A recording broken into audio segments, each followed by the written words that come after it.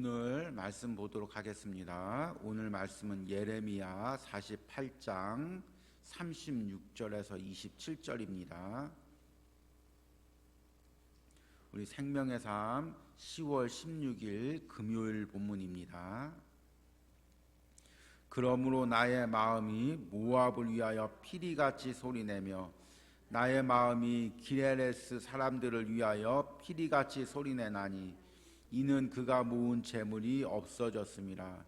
모든 사람이 대머리가 되었고 모든 사람이 수염을 밀었으며 손에 칼자국이 있고 허리에 굵은 배를 둘렸고 모압의 모든 지붕과 거리 각지에서 슬 피우는 소리가 들리니 내가 모압을 마음에 들지 않는 그릇같이 깨뜨렸음이라. 여호와의 말씀이니라. 어찌하여 모압이 파괴되었으며 어찌하여 그들이 애국하는가. 모압이 부끄러워서 등을 돌렸도다. 그런즉 모압이 그 사방 모든 사람의 조롱거리와 공포의 대상이 되리로다. 이는 여호와의 말씀이니라. 보라, 그가 독수리같이 날아와서 모압 위에 그의 펴리니 성읍들이 점령당하며 요새가 함락되는 날에 모압의 용사의 마음이 산고를 당하는 여인 같을 것이라. 여호와를 거슬려 자만하였으므로 멸망하고 다시 나라를 이루지 못하리라. 여호와의 말씀이니라. 모압 줌이나 두려움과 함정과 올무가 내게 닥치나니 두려움에서 도망하는 자는 함정에 떨어지겠고 함정에서 나오는 자는 올무에 걸리니 이는 내가 모압이 벌 받을 해가 임하게 할 것임이라. 여호와의 말씀이니라. 도망하는 자들이 기진하여 헤스본 그늘 아래 서니 이는 불이 헤스본에서 나며 불길이 시온 가운데 나와서 모압의 살적과 떠드는 자들의 정수리를 사름이로다. 모압이여 내게 화가 있으리로다. 백성이 망하였도다. 내 아들들은 사로잡혀갔고 내 딸들은 포로가 되었도다. 그러나 내가 마지막 날에 모압의 포로를 돌려보내리라. 여호와의 말씀이니라. 모압의 심판이 여기까지니라. 아멘.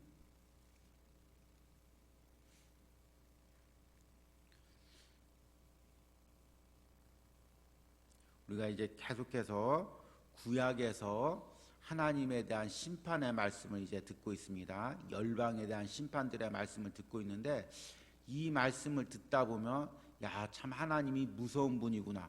때로는 하나님이 잔인하신 분이구나. 그렇게 하나님에 대해서 이제 오해할 수가 있습니다.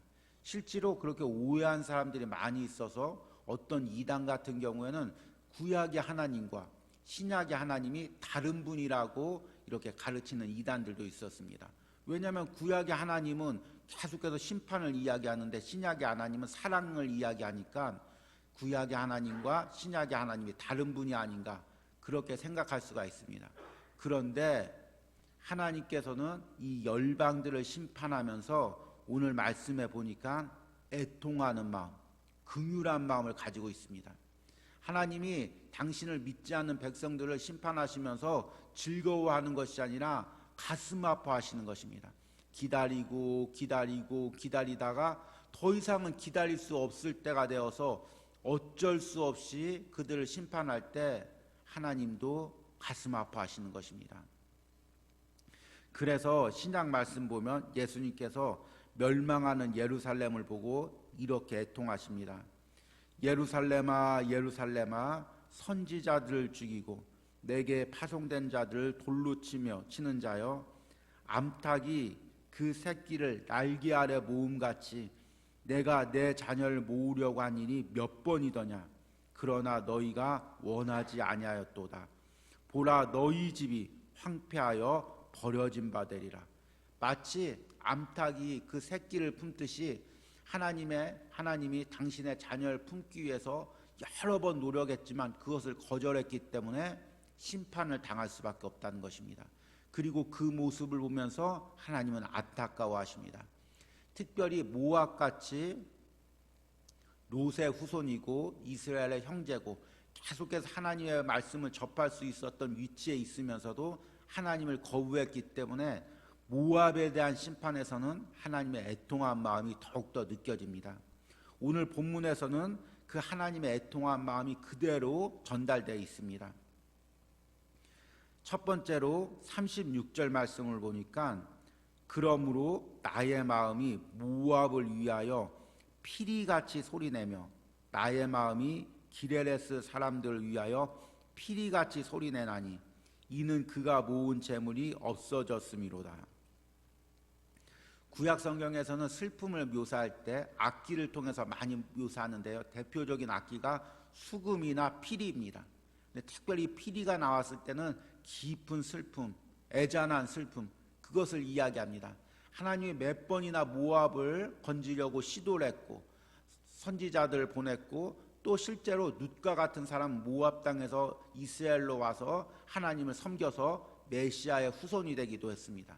그런데 많은 모압 민족들은 하나님을 거역하고 멸망하니까 그 모습을 보고 하나님이 안타까워하시는 것입니다. 지금 이 시대도 마찬가지입니다. 믿지 않는 자들을 위해서도 마찬가지입니다. 하나님이 그들 향해서 안타까워하시는 그 마음을 가지고 있습니다. 두 번째는 37절 보니까 모든 사람이 대머리가 되었고 모든 사람이 수염을 밀었으며 손에 칼자국이 있고 허리에 굵은 배가 둘렸고 라고 이야기하고 있습니다.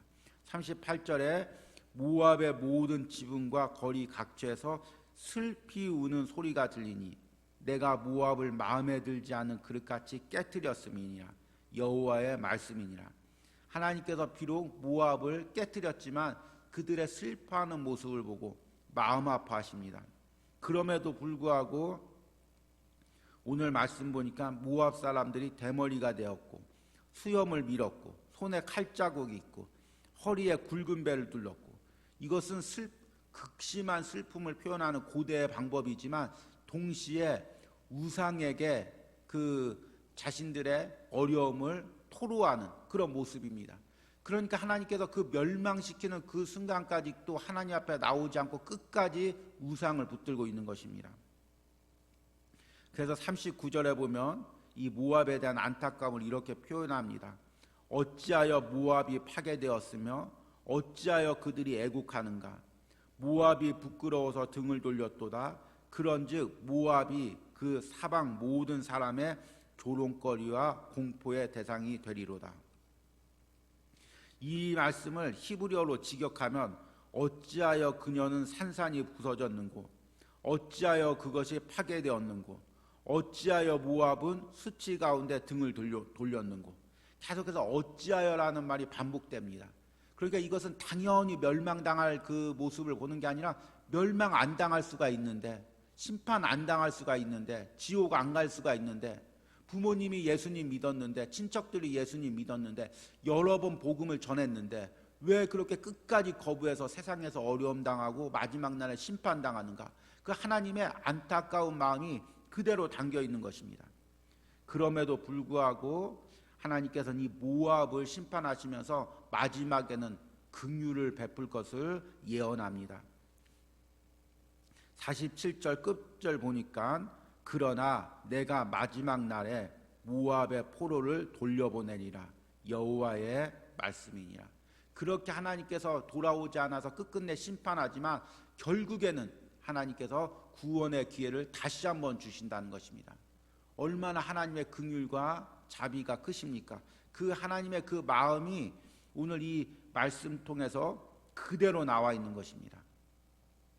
여러분들이 이 새벽에 이 오늘 말씀을 깊게 묵상하면서 이 말씀 가운데서 모압에 대한 심판이 어떻게 이루어질 것을 깨닫는 것도 중요하지만 이 말씀을 통해서 하나님의 마음을 느껴보시기 바랍니다. 이 세상의 이 시대를 향한 믿지 않는 사람들 향한 그 하나님의 마음을 느껴보시기 바랍니다.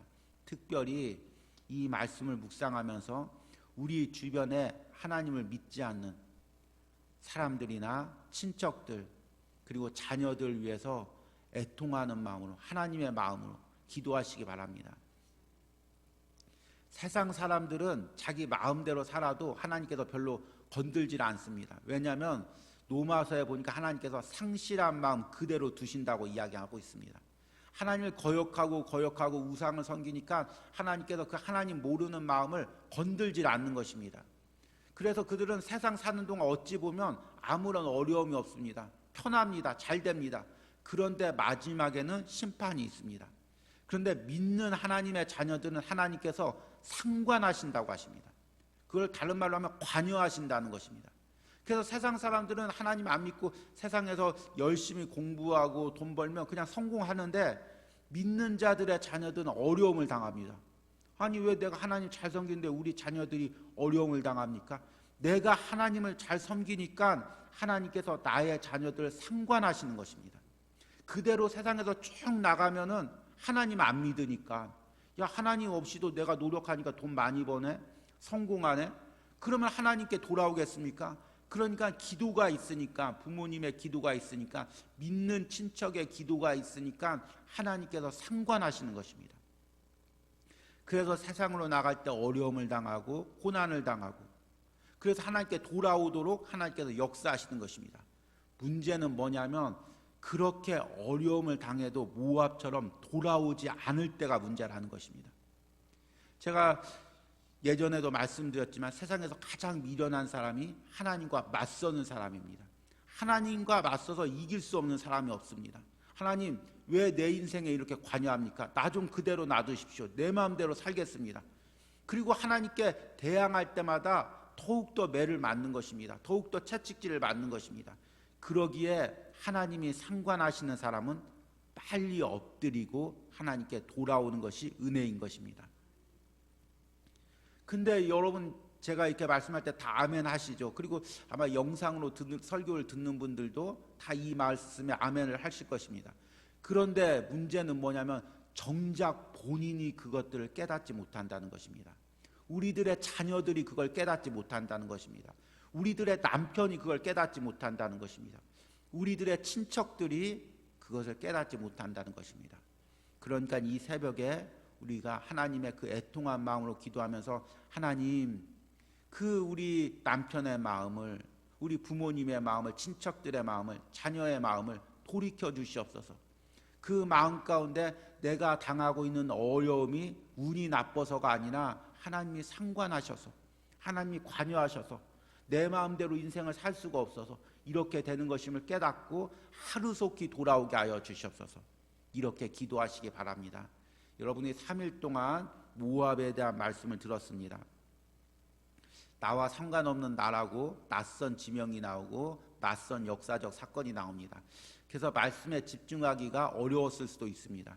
그런데 이 모압을 향한 하나님의 마음을 깨닫고, 여러분, 믿지 않는 주변 사람들 위해서, 친척들 위해서, 가족들 위해서 하나님의 마음으로 기도하시는 이 새벽이 되길 바랍니다. 우리 기도하겠습니다.